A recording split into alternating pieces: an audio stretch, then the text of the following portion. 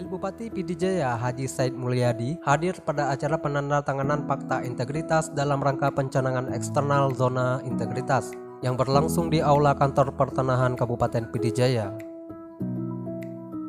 Acara penandatanganan Fakta Integritas yang digelar oleh BPN Pidijaya turut hadir unsur Forkopimda Pidijaya, Kabak TU BPN Aceh, serta pejabat utama di lingkungan Kantor Pertanahan Kabupaten Pidijaya.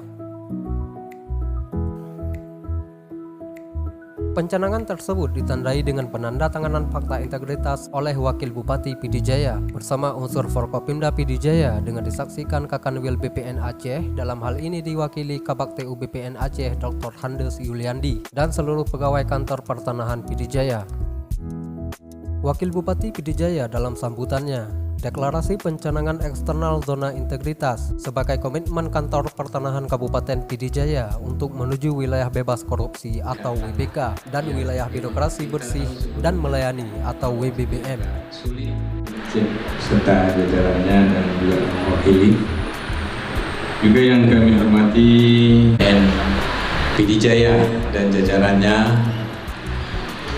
juga seluruh hadirin dukungan dari kami selaku pimpinan daerah dan juga para postur Forkopimda dalam mendata. Bupati juga menuturkan pencanangan ini selain merupakan bentuk implementasi dari pelaksanaan instruksi Presiden tentang aksi pencegahan dan pemberantasan korupsi. Sementara itu, Kepala Kantor Pertanahan Pidijaya Muhammad Zainun Zahri mengatakan membangun zona integritas ini agar pelayanan pertanahan kepada masyarakat Pidijaya berjalan secara cepat, tepat, mudah, bersih, serta adanya kepastian dalam biaya yang dapat menghindari praktek pungutan. Bapak Bupati Kabupaten Pidijaya yang dalam ini diwakili oleh Bapak Wakil Bupati.